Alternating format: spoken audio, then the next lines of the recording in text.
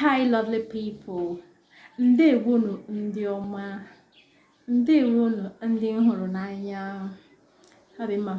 Na nke taa, anyị ga-amụta egwu Igbo. Today, we're going to learn one Igbo song, a very simple one, okay? As you learn Igbo language, also learn our songs. This one is very simple. It's about good behavior. It's about good deeds. Okay, let's start. Can you do? Ezi omume, ezi omume, ezi omume, yiri ezi omume dịka uwe. Ezi omume, ezi omume, ezi omume, yiri ezi omume dịka uwe. Gị ezunori, ezuna ori gị. Agbanamụgha gị hụ mmadụ ibe gị n'anya dịka onwe gị, yiri ezi omume dịka uwe.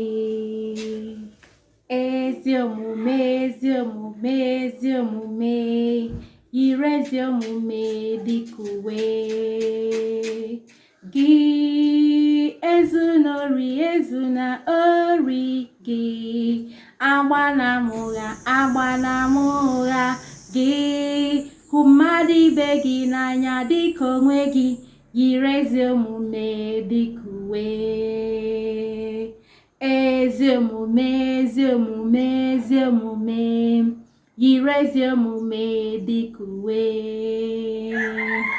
Gị ezunori, ezuna ori gị. Agbanamụgha gị hụ mmadụ ibe gị n'anya dịka onwe gị, yiri ezi omume dịka uwe. Hope you enjoyed the song. Next time we're going to learn more songs, okay? Thank you for staying with me. Alright, we'll call it a day here. Always watch my videos and share with your friends too.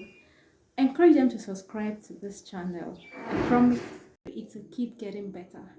Thank you for staying with me. Bye for now.